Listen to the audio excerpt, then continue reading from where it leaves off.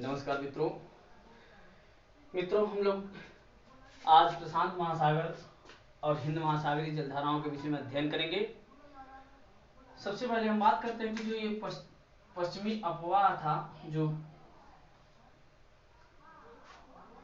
Africa के तट से टकराया हुआ और टकरा करके एक जलधारा इधर की तरफ मुड़ गया जो बेंगुएला की जलधारा कहलाई, और दूसरा सीधे निकलते हुए यह पश्चिमी प्रवाह ऑस्ट्रेलिया के तट से टकराया और ये ऑस्ट्रेलिया की पश्चिमी जलधारा, पश्चिमी ऑस्ट्रेलिया की ठंडी जलधारा, पश्चिमी ऑस्ट्रेलिया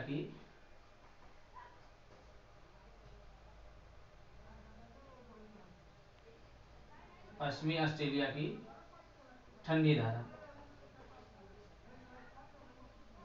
पश्चिमी ऑस्ट्रेलिया की ठंडी धारा कहलाई। और उसके बाद यह आगे मुड़ करके ये भूमध्य रेखा पे मिलने के बाद यह जो है भूमध्य रेखा से विषुवतीय रेखा से मिलने के बाद यह मुड़ जाती है और पछुआ जो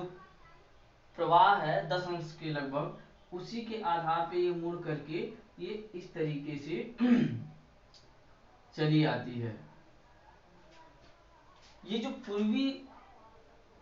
पश्चिमी ठंडी जलधारा ऑस्ट्रेलिया का मित्रों,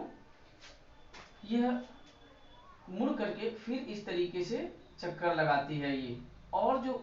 उत्तर की होती है जो ये विषुवतीय रेखा की जलधारा होती है, विषुवतीय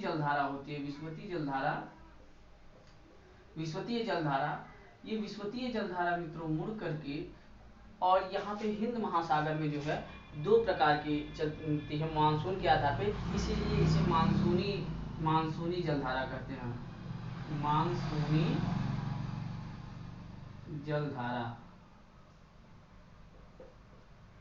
जलधारा भारत में पाई जाती है, जो भारत के तटीय क्षेत्रों में जो भारत के मानसून को प्रभावित करने में बहुत बड़ी भूमिका निभाती है। आगे निकलने के बाद मित्रों यह जंजीबार जो द्वीप है, यह विषुवतीय जलधारा इस तरीके से जो ग्रीष्म काल में ये इस तरीके से चलती हैं और इस तरीके से चलते हुए फारस की खाड़ी होते हुए यह यहाँ पे आती हैं और इसे जंजीबार का जलसंधि जंजीबार का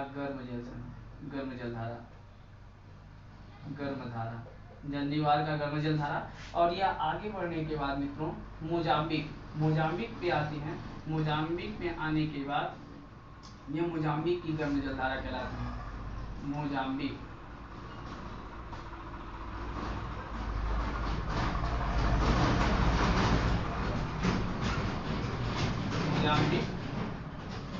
की गर्म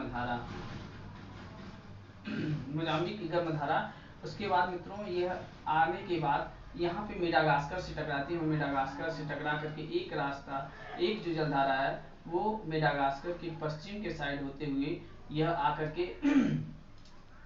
यहाँ पे मिलती है और एक पूरब से होकर के आती है। इसे मेडागास्कर की गर्म जलधारा कहते हैं कि गर्म धारा। और ये जो है ये मोजाम्बिक की जो धारा आती है वह यहाँ पे मिल जाती है, दोनों मिल करके ये अलगुहास की गर्म धारा कहलाती है। ये अलगुहास की गर्म जलधारा कहलाती है मित्रों, ये जो आपकी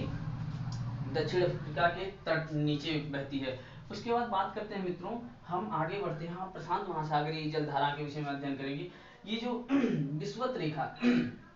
ये उत्तरी अमेरिका महाद्वीप है, दक्षिणी अमेरिका महाद्वीप है मित्रों। आज ये अलास्का और ये जो एल्यूसियन वाला क्षेत्र है, इन दिनों को मिलाने के प्रयास के अकॉर्डिंग मैंने दर्शाने की कोशिश की। ये जो है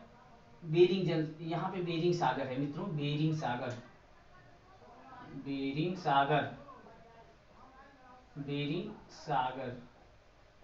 ये बेरिंग सागर ठंडी जलधारा ध्रुवों की तरफ से आती है, साइबेरियन एरिया से आती है और यहाँ से आता है निकलता है मित्रों बेरिंग जलसंधि।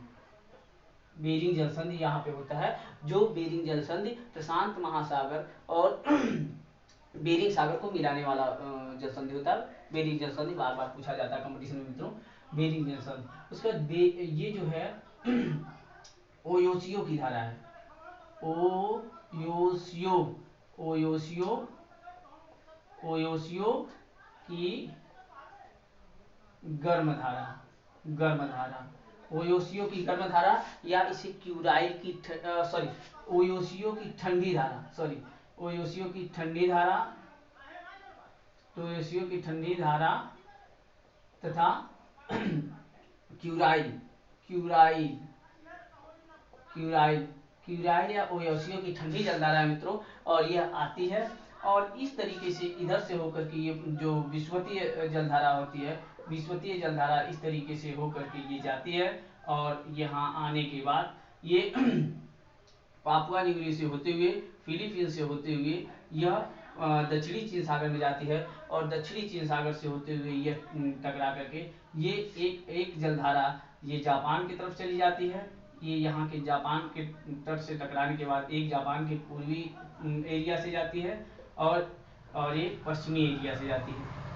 एक पश्चिम से होकर के जाती है। और इस जलधारा को कहते हैं मित्रों सुशिमा की सुशिमा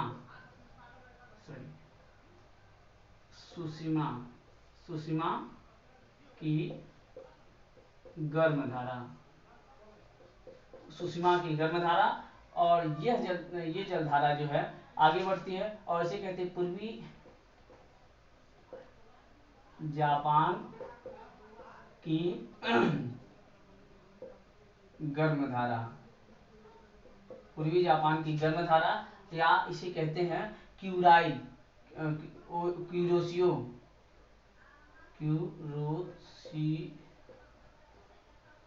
क्यूरोसियो की गर्म जलधारा। ये जो मिलता है मिलन बिंदु है ये जापान के, इसे हम कहते हैं क्यूरोसियो की गर्म जलधारा, क्यूरोसियो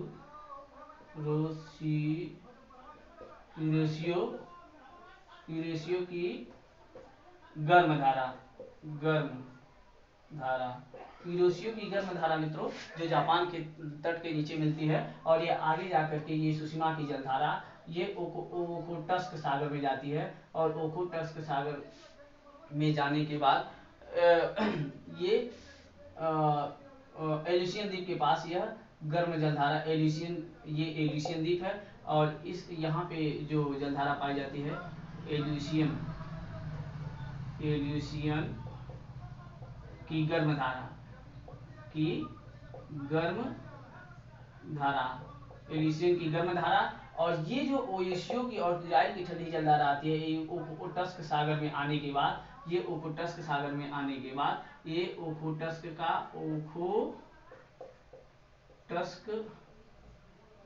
का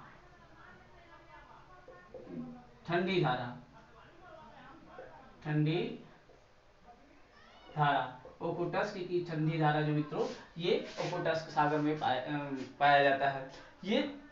मित्रों हमारा जो कुछ प्रमुख जलसंधि थे इनके विषय में हमने अध्ययन किया। और ये जो है ये पछुआ प्रवाह के आने के बाद इसे ये मुड़ जाता है मित्रों, ये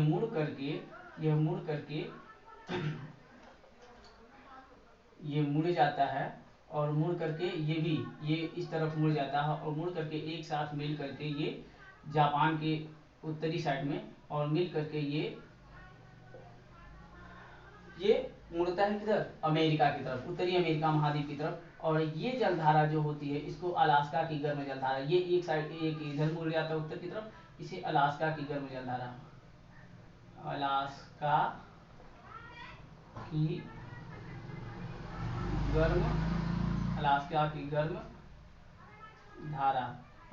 गर्म धारा है मित्रों। और यह आगे बढ़ने के बाद यह जलधारा जो है यह यहाँ पे इसे वाशिंगटन, ये जो है वाशिंगटन जो डीसी है वाशिंगटन के किनारे किनारे मित्रों जो आगे बढ़ता है और इसे हम कहते हैं ये हमारा ब्रिटिश कोलंबिया की गर्म जलधारा, ब्रिटिश कोलंबिया की गर्म जलधारा, कोलंबिया की गर्म जलधारा, सॉरी मित्रों, ब्रिटिश कोलंबिया है ये, ब्रिटिश कोलंबिया, ब्रिटिश कोलंबिया की गर्म धारा, गर्म धारा, ब्रिटिश कोलंबिया की गर्म धारा है मित्रों यहाँ पे, ये ब्रिटिश कोलंबिया की गर्म धारा है। और यह आगे बढ़ता है और ये जो बेरिंग जल संधि है, बेरिंग जल संधि से होकर के क्लोराइड और रेशियो की जलधारा चलती है, यह मित्रों यहाँ पे बैठने के बाद यह सीधे निकलती है कहाँ पे, ठंडी जलधारा के रूप में ये निकलती है यहाँ पे, ये निकलती है कैलिफोर्निया, कैलिफोर्निया, और ये कैलिफोर्निया के तट पर बहती है और इसे कहते हैं कैलिफोर्निया की ठंडी जलधारा, कैलिफोर्निया की ठंडी जलधारा, कैलिफोर्निया,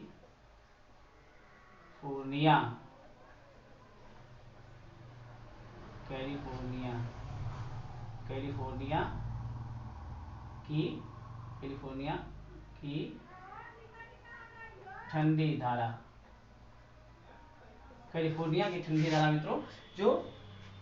अमेरिका के लॉस एंजल्स के किनारे होकर के बहता है और ये बह करके आकर के भूमध्य सागरीय जल संधि में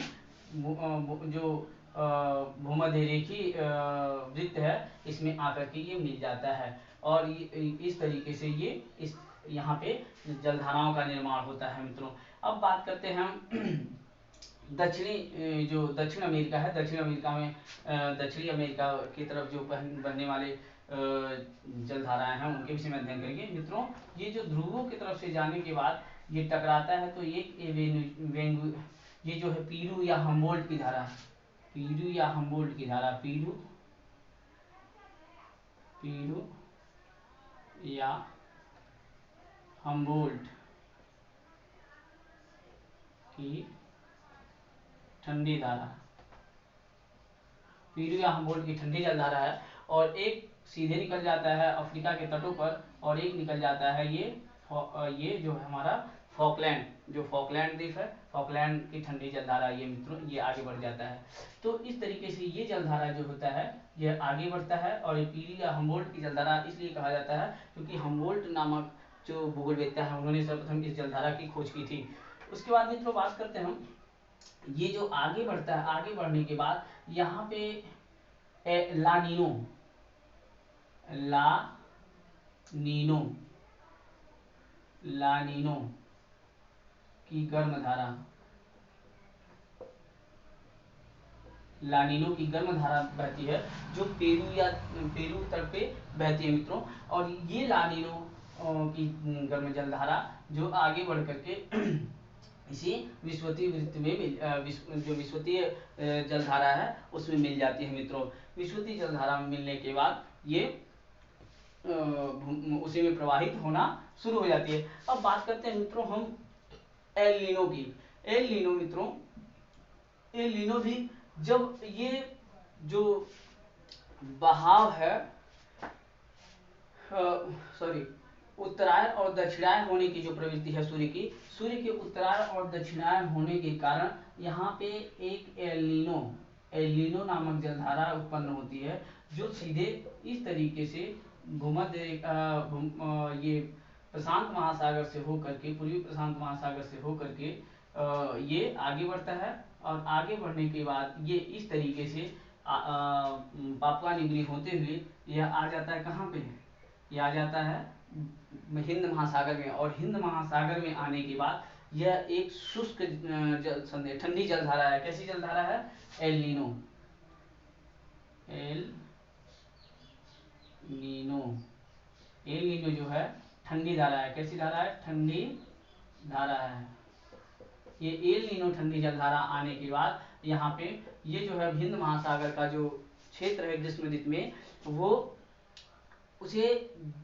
उस जलधारा को, ये हिंद महासागर के क्षेत्र को ठंडा कर देता है। क्या कर देता है? ठंडा कर देता है।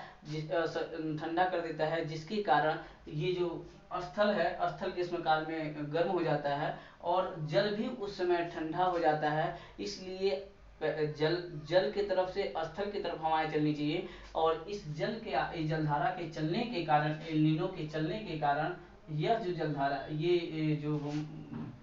हिंद महासागर का क्षेत्र है वो गर्म ठंडा हो जाता है, और जिससे हवाएं क्या करती हैं, स्थल से जल की तरफ चलने लगती हैं, और जिससे मानसून नम पड़ जाता है और सूखा पड़ने की संभावनाएं होती हैं। एल नीनो बहुत बड़ा भूमिका निभाता है भारत के मानसून के आने में। जिस समय एल नीनो जलधारा चलती है उस समय भारत में अकाल पड़ता है, सूखा पड़ता है, और यहाँ पे जलधाराएं जो हैं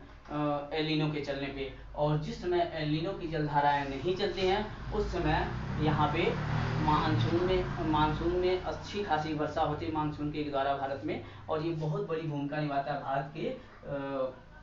भारत के मानसून के आने में मित्रों। एल नीनो,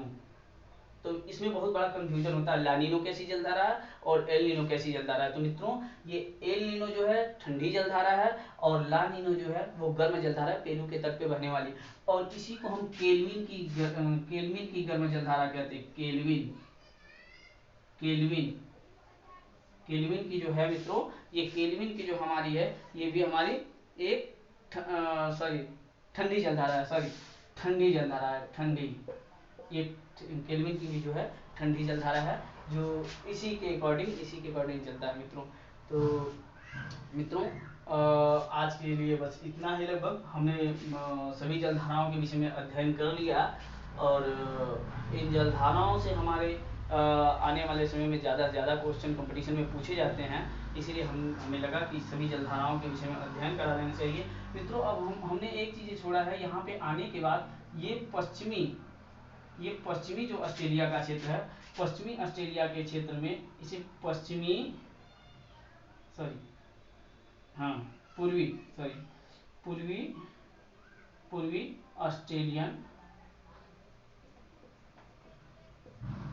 पूर्वी ऑस्ट्रेलियन गर्म धारा है मित्रों ये। और ये आगे बढ़ने के बाद ये जो पश्चिमी प्रवाह है यह आगे बढ़ता है, और इस तरीके से ये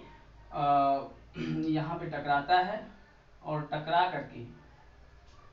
करके ये इस तरीके से जो न्यूजीलैंड के किनारे भी बहता है जो गर्म जलधारा है, इसलिए ये न्यूजीलैंड का एरिया जो है गर्म रहता है, ठंडियों में भी थोड़ा गर्म होता है। और उसके बाद बात करते हैं हम ये तस्मानिया की गर्म जलधारा,